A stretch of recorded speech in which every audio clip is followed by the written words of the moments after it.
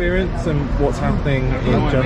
Yes. Well, in 2018, my grandchildren were taken by a corrupt family court, and my son was their primary carer, and they just lied in the court and took the children, and that set me on this journey of trying to find out why it's so easy really to take children off families that have done nothing wrong.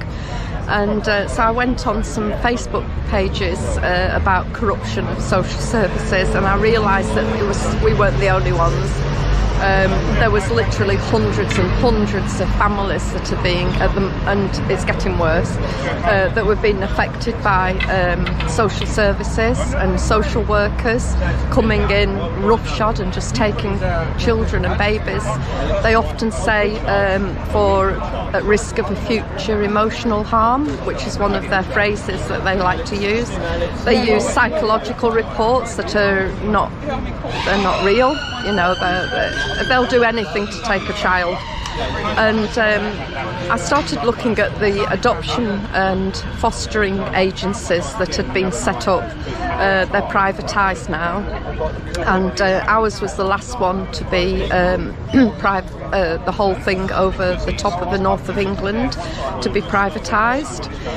And they're taking children through these private adoption agencies, and they're using voluntary adoption agencies, and a lot of the social workers now are privatised. They have their own companies, and they're just selling babies from one to another.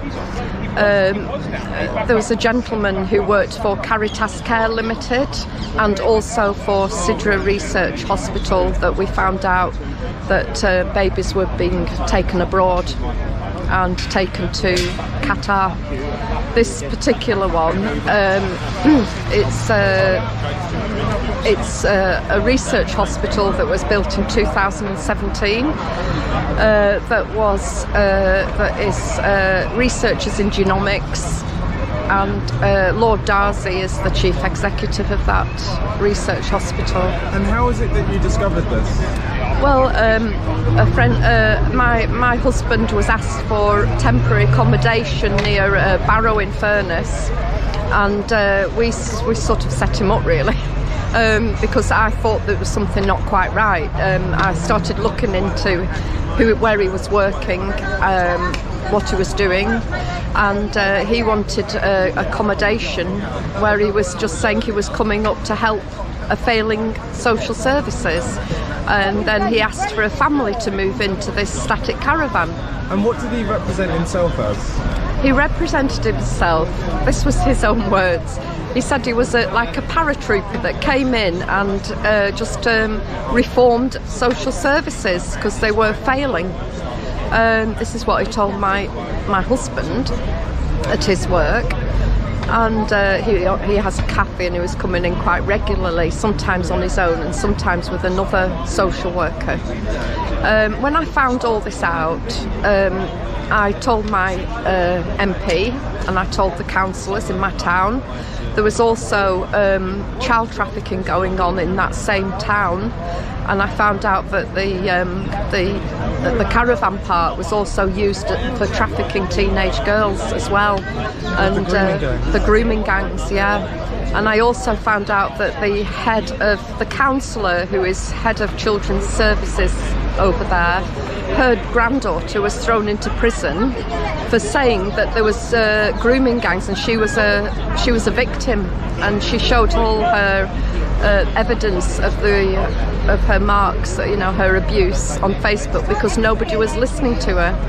And I found out her grandmother was actually head of children's services counsellor on a police and crime panel and on a taxi and private hire liaison group. And when I found that out and spoke about it, she came off the taxi and private hire liaison group immediately. There's a link there with child trafficking.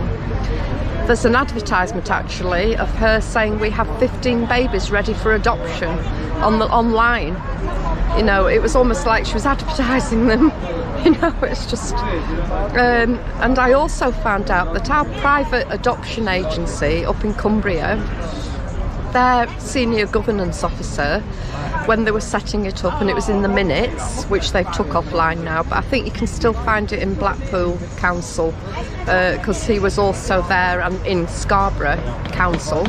He's called Sandip Mahajan, and I found out that he is a director of 36 global companies.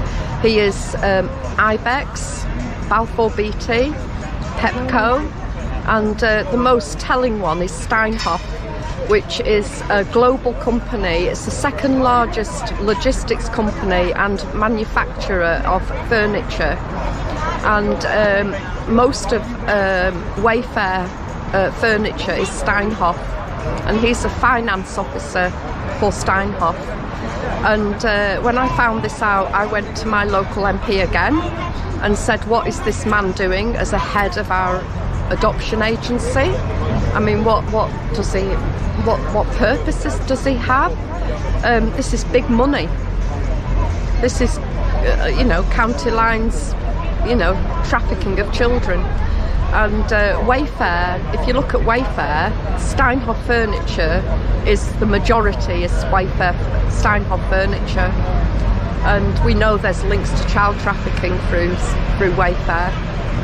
And they took the information immediately down off the websites for South Lakes District Council. And you said, was it this man who had the .gov.uk? No, James Butler is the social worker that had the newcastle.gov.uk email address, but he said he was from Essex. He said he was just coming in to help out a failing council with their social services, but we found out he was putting so-called families, which were social workers, into caravan sites near the towns that they were targeting. And it wasn't just Barrow, it was Morecambe, South Shields, Millham, trying to think, yeah, I said Morecambe. They were in Bayview Caravan Park, trafficking children through those caravans. And I've told the police, I gave them my information, I told my MP, I've told the councillors, I've given them all evidence that they need to see that there's privatised companies working with the council to take children. And have they done anything about it? No, they've refused to investigate. Sorry, that sun's right in my eyes now. They've refused to investigate. They've refused to look into it. I said, if you went to Bayview or if you went to Meadowlands Caravan Park, you can have a look at the static caravans. You can follow them, see where they're going. I went to Caritas Care Limited, who he was working for, as well as Sidra Research Medical Hospital, because this is what they do. They bring in social workers, private social workers. He had his own company. He was making money out of it.